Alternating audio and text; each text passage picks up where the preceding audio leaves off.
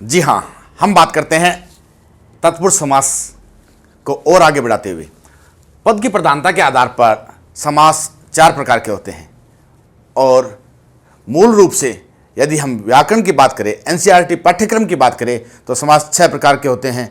पद की प्रधानता के आधार पर द्वितीय पद प्रधान होता है तत्पुरुष समास में। इसमें यदि इस तरह से प्रश्न आ जाए कि निम्नांकित में से किस समास में द्वितीय पद प्रधान है और विकल्प एक हो तत्पुरुष और दो हो कर्मधारय और तीन हो द्विगु और चार हो सभी, तो ऐसी स्थिति में हमारा उत्तर सभी हो जाता है। और पद की प्रधानता के आधार पर कौन सा समास जिसमें द्वितीय पद प्रधान हो और विकल्प एक हो तत्पुरुष, दूसरा हो कर्मधारय, तीसरा हो द्विगु और चौथे में किसी अन्य समास का नाम हो, तो ऐसी स्थिति में उत्तर तत्पुरुष हो जाता है। अब बात करते हैं कर्मधारय समास। वह समास जिसमें विशेषण और विशेष्य, उपमेय और उपमान दोनों को एक बताया गया हो उसे कर्मधारय समास कहते हैं। इसको ऐसे समझे, उपमेय, उपमेय मीन्स प्रस्तुत, उपमेय अर्थात जो सामने है, उपमान जो अप्रस्तुत है, जो सामने नहीं है। जैसे मुख चंद्रमा के समान सुंदर है, तो सामने क्या है? मुख है और चंद्रमा सामने नहीं है, चंद्रमा अप्रस्तुत है, अप्रस्तुत अर्थात उपमान। तो उपमेय और उपमान दोनों को एक बताया गया हो या विशेषण और विशेष्य दोनों को एक बताया गया हो। विशेषण जिसकी विशेषता बता रहा है, जैसे अच्छा आदमी, तो यहां पर अच्छा क्या है? विशेषण है और आदमी क्या है? विशेष्य है। जैसे हम समझे राकेश विराट कोहली की तरह खेलता है, राकेश विराट कोहली की तरह खेलता है, तो राकेश क्या है? उपमेय है। राकेश क्या है? उपमेय। और विराट कोहली क्या है? उपमान। राकेश क्या है? विशेष्य है। राकेश क्या है? विशेष्य है। और विराट कोहली क्या है? विशेषण है। माया लता की तरह गाती है, माया लता की तरह गाती है, तो सामने कौन है? माया। तो माया क्या होगी? उपमेय और लता उपमान। माया क्या होगी? विशेष्य और लता क्या होगी? विशेषण। इसको इस तरीके से देखें कि नील कमल, अब कमल अलग अलग प्रकार के होते हैं, श्वेत कमल भी होता है, लाल कमल भी होता है, नील कमल, तो कमल क्या है यहां पर? उपमेय है या उपमान? जी, कमल क्या है? उपमेय है और नील क्या है? उपमान है। नील विशेषता बता रहा है, तो नील क्या हो गया? विशेषण हो गया। राजीव नयन, नयन राजीव, राजीव कमल का पर्याय है। हालांकि हमने पहले भी चर्चा की है कि बहुब्रीहि समास का खुद का ऐसा कोई उदाहरण नहीं है जो अकेला बहुब्रीहि का है। बहुब्रीहि समास के उदाहरण वो आते हैं जो अन्य समास से निकल करके आते हैं। तो राजीव नयन में बहुब्रीहि समास हो जाता है। और ऐसी स्थिति जहां पर एक से अन्य समास हो और विकल्प में बहुब्रीहि दे रखा हो, तो उत्तर क्या होगा? बहुब्रीहि। कोई भी प्रश्न आ जाए और उसमें एक से अधिक समास है और दूसरा विकल्प दे रखा है बहुब्रीहि, तो उत्तर क्या हो जाता है? बहुब्रीहि। सूर्यकांत त्रिपाठी निराला की एक बड़ी फेमस कविता है राम की शक्ति पूजा। जब वो लंका पर विजय के लिए जा रहे थे भगवान श्री राम, तो शक्ति की उपासना के लिए उन्होंने यज्ञ किया और जब यज्ञ समापन होने वाला था तो देवी ने सोचा कि देखें तो सही क्या वास्तव में मन से उपासना की जा रही है? नहीं। तो उस यज्ञ की कुछ सीमाएं इस तरीके से निर्धारित की गई थी कि वहाँ से बीच में से उठ नहीं सकते थे, तो कमल रखे हुए थे, तो देवी ने एक कमल उठा लिया।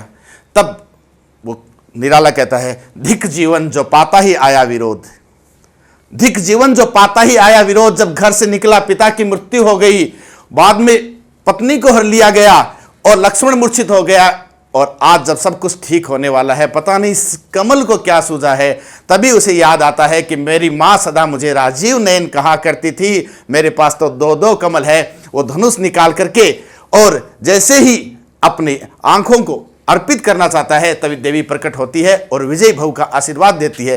तभी से राजीव नयन जो बोहें, आजकल जो ये पार्लर वगैरह होते हैं, इसमें जो जात करके अपने आंखों की जो शेप है वो धनुषाकार बनाते हैं। राजीव नयन, राजीव नयन किसके लिए प्रयुक्त है? भगवान श्री राम के लिए। लेकिन बहुब्रीहि यदि विकल्प में नहीं दे रखा है तो उत्तर क्या हो जाएगा?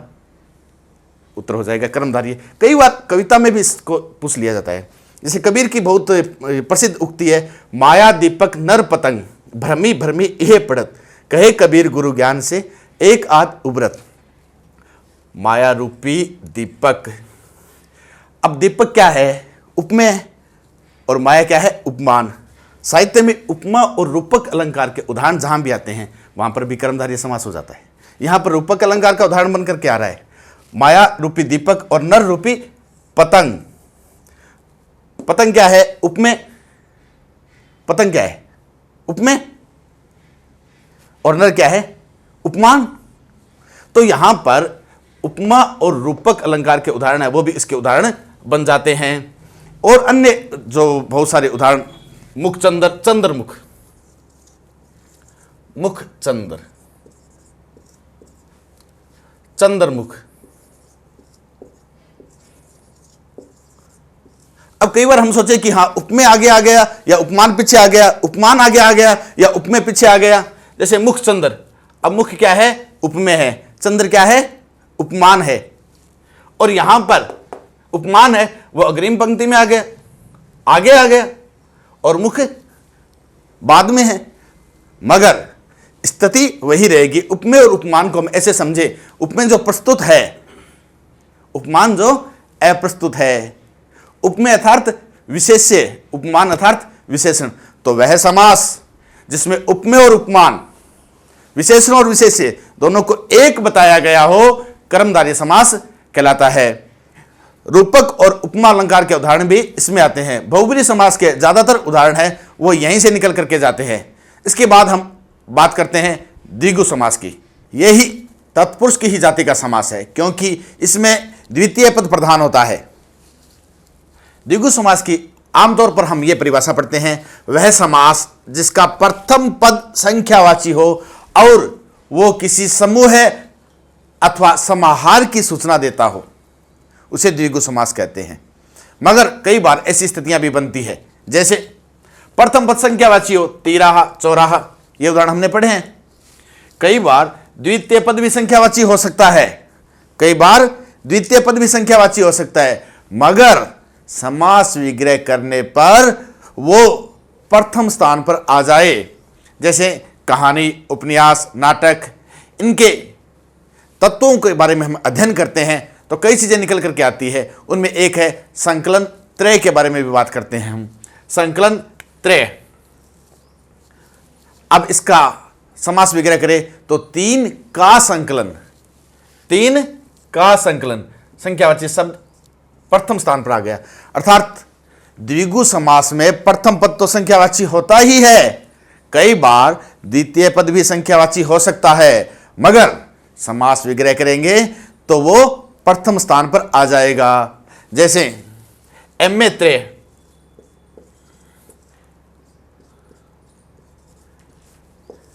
किसी ने 3 विषय में एमए कर रखा है, किसी ने 3 विषय में एमए कर रखा है, एमए त्रय, स्नातकोत्तर त्रय, त्रय त्रय तीन विषय में स्नातकोत्तर, 3 विषय में एमए। उसके बाद में बात करें संख्या की। आमतौर पर हम संख्या देखते ही द्विगु समास के बाबत बात करने लगते हैं, मगर सभी संख्याओं में द्विगु समास नहीं होता। संख्या 1, 2, 3, 4, 5, 6, 7, 8, 9, 10 और शतक, दशक, शताब्दी, दशाब्दी, सहस्राब्दी आदि समूह सूचक संख्यावाची शब्द। समूह सूचक, समूह सूचक संख्यावाची शब्द में ही द्विगु समास होता है। शेष सभी संख्यावाची द्विगु में नहीं द्वंद्व समास, द्वंद्व समास का उदाहरण बन जाते हैं। जैसे 12 है, 10 और 2, तो इसमें द्विगु नहीं है।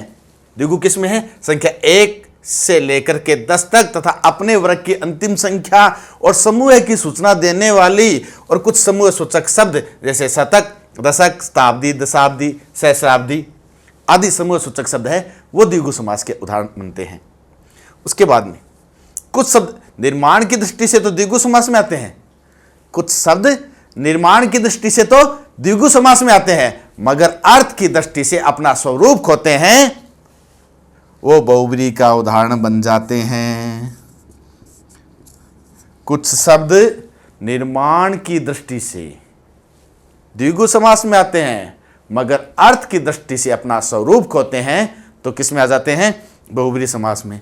ये पंक्ति तो हम सभी समास के लिए चिन्हित ही कर ले, क्योंकि जैसा कि हमने आपको पहले बताया, बहुब्रीहि समास का ऐसा कोई भी अकेला उदाहरण नहीं है जो बहुब्रीहि का ही है, उसमें एक से अधिक है और वो अपना अर्थ का स्वरूप खो करके बहुब्रीहि में आया है। और ऐसी स्थिति में उत्तर सदैव क्या होगा? बहुब्रीहि। कोई भी समास जिसमें एक से अधिक समास है और विकल्प में बहुब्रीहि दे रखा है तो उत्तर क्या होगा? बहुब्रीहि ही होगा। बहुब्रीहि यदि विकल्प में दे नहीं रखा तो उत्तर दूसरा हो जाएगा। तो पंक्ति को थोड़ा सा गौर से पढ़े हम। कुछ शब्द निर्माण की दृष्टि से तो द्विगु में आते हैं, मगर अर्थ की दृष्टि से अपना स्वरूप खोते हैं, किस में आ जाते हैं? बहुब्रीहि में। एक दंत, अब बहुत सारे लोग हैं जो अपनी अवस्था के अनुसार उनके एक दांत बचा है, लेकिन हम उनको क्या भगवान श्री गणेश कह सकते हैं? नहीं, भगवान श्री गणेश के रूप में एक दंत शब्द रूढ़ हो गया है।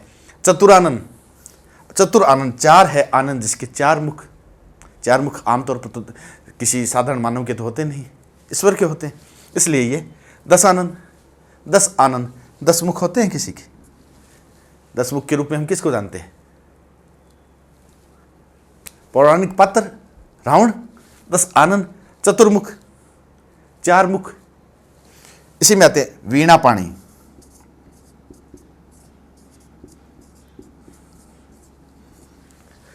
अब बहुत से लोग हैं वो संगीत को पसंद करते हैं और हाथ में यदि वीणा ले ले तो क्या वो वीणा पाणी माँ वागीसा का उदाहरण बन सकते हैं? नहीं बन सकते। कुछ शब्द है वो अपने आप में रूढ़ हो गए हैं। चक्रपाणी,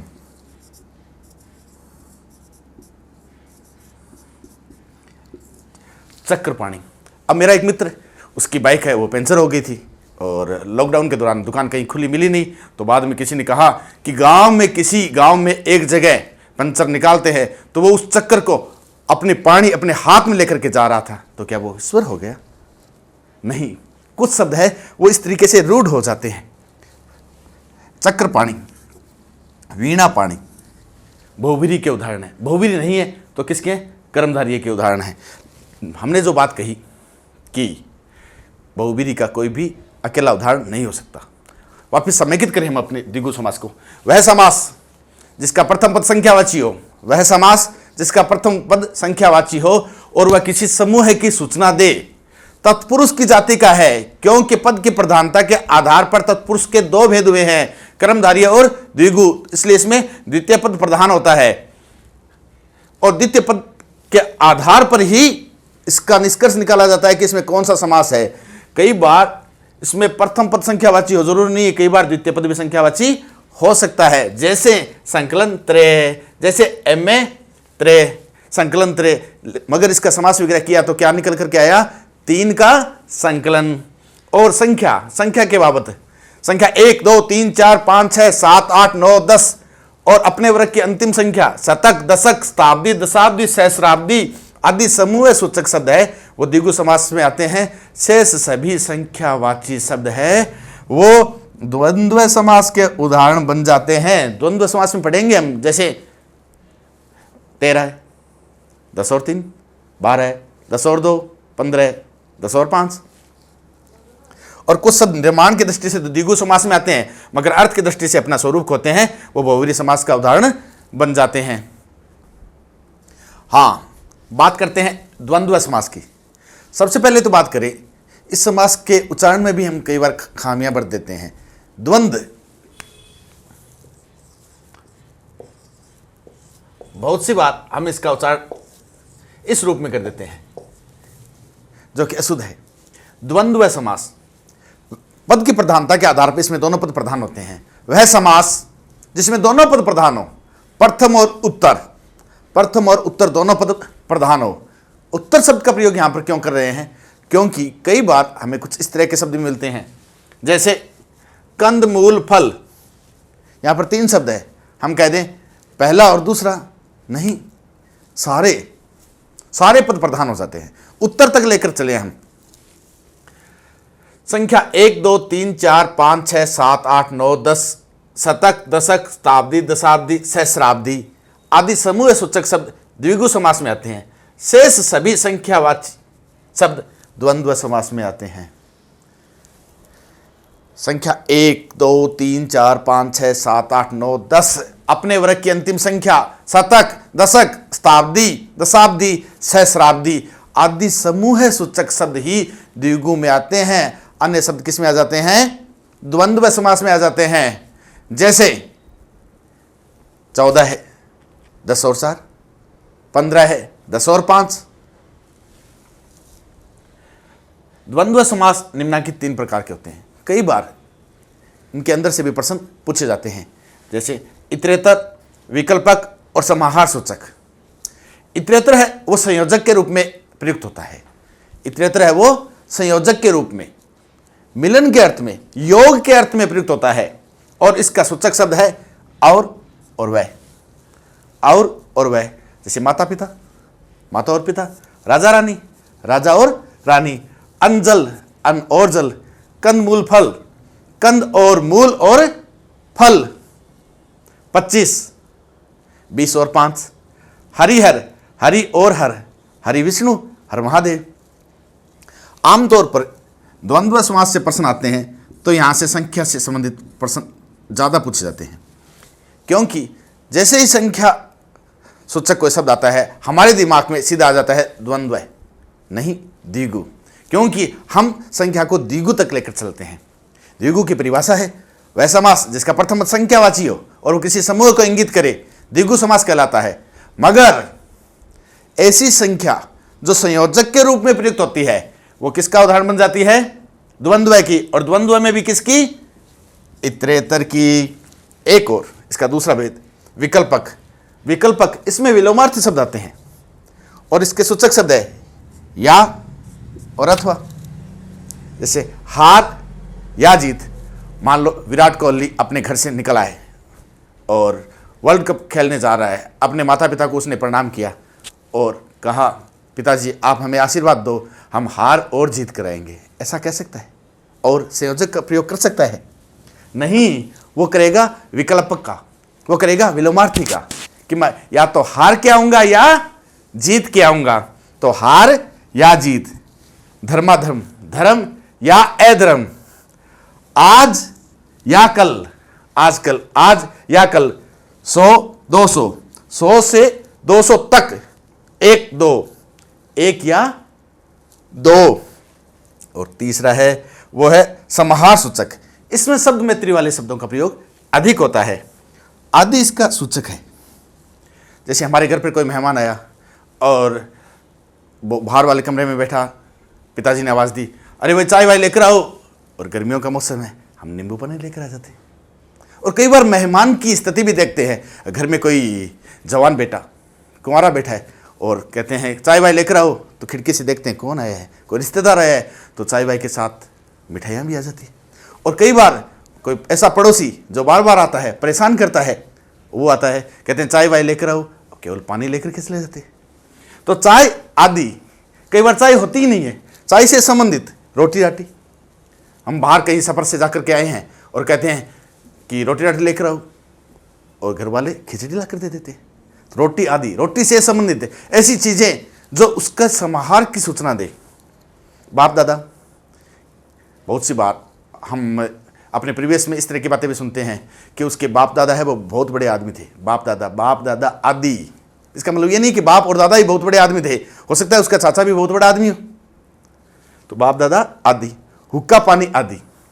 ग्रामीण अंचल की बात करें कि हाँ मेहमान आया है, उसके लिए हुक्का पानी लेकर आओ, और घर वाले चिलम लेकर के आ जाते, चाय लेकर के आ जाते हैं, कुछ और लेकर के आ जाते हैं। तो एक बार पुनः समेकित करते हैं। वह समास जिसमें प्रथम और उत्तर दोनों पद प्रधान हो द्वंद्व समास कहलाता है। वह समास जिसमें प्रथम और उत्तर दोनों पद प्रधान हो द्वंद्व समास कहलाता है।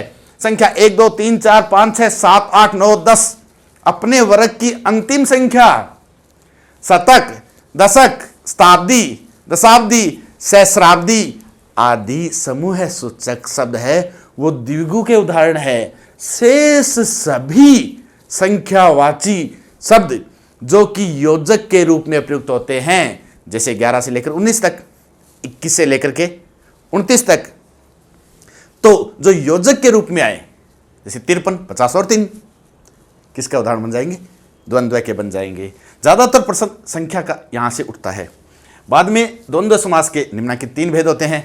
इतरेतर, जो संयोजक के रूप में प्रयुक्त होता है, और वह इसका शब्द है, विकल्पक या विलोमार्थी, या और अथवा यह इसका पहचान सूचक शब्द है। समाहार सूचक शब्द मैत्री वाले आते हैं, आदि का प्रयोग किया जाता है। करते हैं बहुब्रीहि समास की। वह समास जिसमें प्रथम और उत्तर दोनों ही पदों के शाब्दिक अर्थ ना निकलकर लोक समाज में प्रचलित कोई अन्य अर्थ निकले, बहुब्रीहि समास कहलाते हैं। व्रीहि, व्रीहि सामर्थ्य और समृद्धि का सूचक शब्द है। व्रीहि सामर्थ्य और समृद्धि का सूचक शब्द है, जिसमें इतना सामर्थ्य है, इतनी समृद्धि है कि वो बहुत सारों को अपना सके।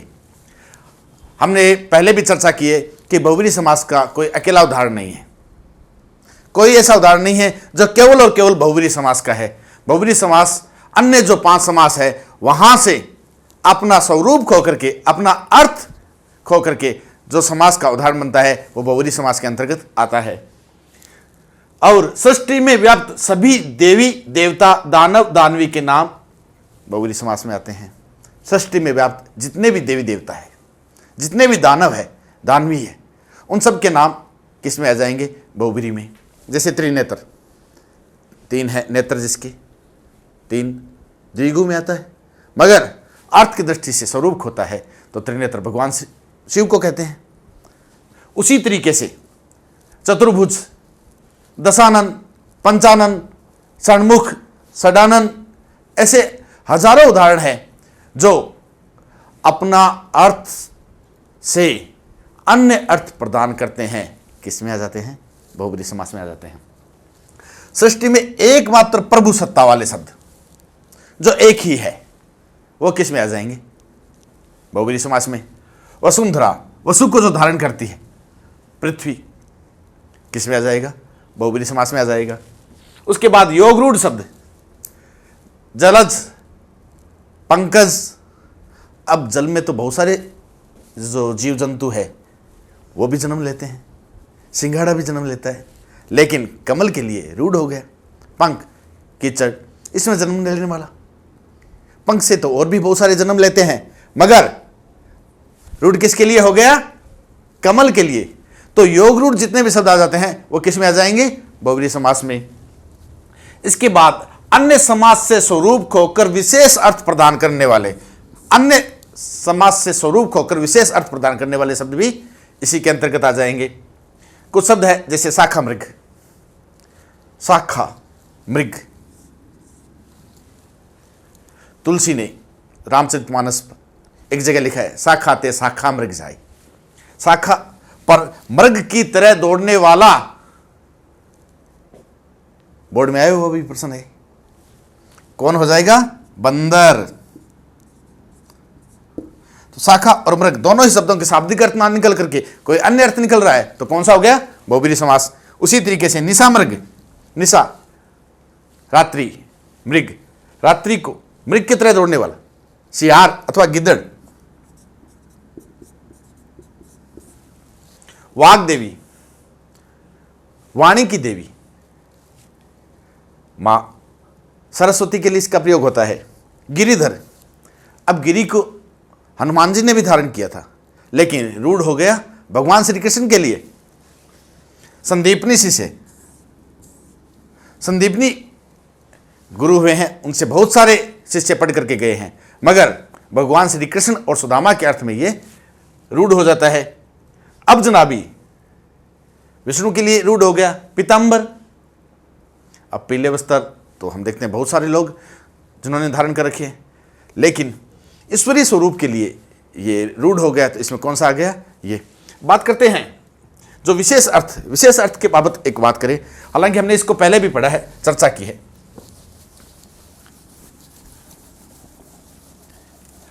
अव्ययभाव समास में कुछ उदाहरण आते हैं, जैसे प्रतिकूल,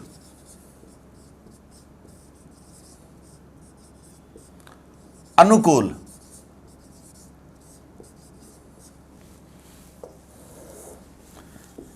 ये एक प्राकृतिक कोई स्थान है,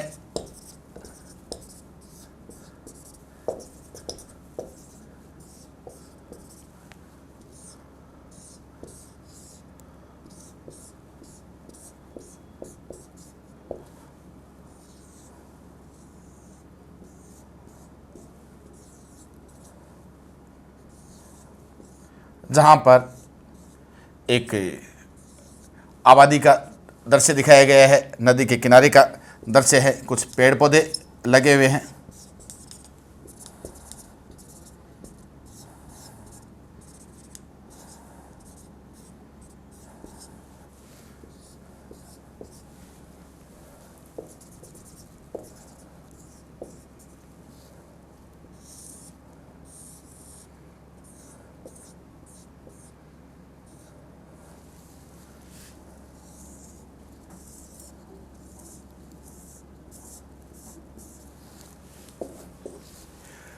अब यहां पर दो नाव दर्शाई गई है। ये मकान है कुल। भाषा में कुल और कुल शब्द युग्म के रूप में बहुत बार पूछे जाते हैं। कुल यानी योग, कुल यानी वंश और कुल यानी किनारा। तो ये जो नाव है ये अनुकूल है, ये किनारे की तरफ है, और ये जो नाव है ये प्रतिकूल है, ये किनारे के विपरीत है। तो यहां पर हम अनुकूल और प्रतिकूल दोनों ही शब्दों की बात करें तो किनारे की तरफ, किनारा कहीं रह ही नहीं जाता। अनुकूल यानी ये मेरे पक्ष में है, प्रतिकूल ये मेरे विपक्ष में है। आज मौसम अनुकूल है, आज मौसम हमारे पक्ष में है, आज मौसम किनारे की तरफ है। भाषा में जब कोई भी शब्द है अपना अर्थ खो देता है, अन्य अर्थ प्रदान करता है, तो वहां बहुव्रीहि समास होता है। एक बार समेकित करते हैं हम इसको। वह समास जिसका प्रथम और उत्तर दोनों ही पद प्रधान ना हो, लोक समाज में प्रचलित कोई अन्य अर्थ निकले, वहां पर बहुव्रीहि समास होता है। सृष्टि में व्याप्त सभी देवी देवता दानव दानवियों के नाम इसमें आ जाते हैं। सृष्टि में एकमात्र प्रभु सत्ता वाले शब्द है, वो भी इसी के अंतर्गत आ जाते हैं, और अन्य समाज से अपना स्वरूप खो करके और विशेष अर्थ प्रदान करे, वो भी बहुव्रीहि समास में आ जाते हैं। इस तरीके से हमारा समास का टॉपिक है वो समाप्त होता है। समास शब्द की व्युत्पत्ति सम प्लस आस से हुई है, जिसका शाब्दिक अर्थ है करीब आना या पास आना। समास समस्त पद को कहते हैं, दो या दो से अधिक पदों या शब्दों के परस्पर निकटतम मेल जिससे उनके मध्य के विकार का लोप होकर नवीन शब्द का निर्माण होता है, समास कहलाता है। पद की प्रधानता के आधार पर समास चार प्रकार के होते हैं: अव्ययी भाव समास, तत्पुरुष समास, द्वंद्व समास, बहुव्रीहि समास। तत्पुरुष समास है उसमें जो पद की प्रधानता के आधार पर उसके दो अन्य भेद है, एक है कर्मधारय समास और एक है द्विगु समास। प्रश्न आ जाए द्वितीय पद किसमें प्रधान होता है? तत्पुरुष, द्विगु और कर्मधारय सभी। और प्रश्न आ जाए द्वितीय पद प्रधान होता है तत्पुरुष, द्विगु, कर्मधारय और अन्य समास का नाम लिखा हुआ हो, तब उत्तर हो जाता है तत्पुरुष। और उसके बाद में है जो द्वंद्व समास, दोनों पद प्रधान होते हैं, और बहुव्रीहि जो विशेष अर्थ प्रदान करता है। हम भाषा के बाबत और भी चर्चा करेंगे। आपसे एक छोटी सी बात कि घने अंधेरे में भी उजाले के उठने की आस है, घने अंधेरे में भी उजाले के उठने की आस है। रुकना न तू, झुकना न तू, कह रहा विश्वास है। माथे से टपकती बूंद बता देगी तुझे एक दिन कि जीत आसपास है, जीत आसपास है। लगे रहो साथियों। जय हिंद, जय भारत।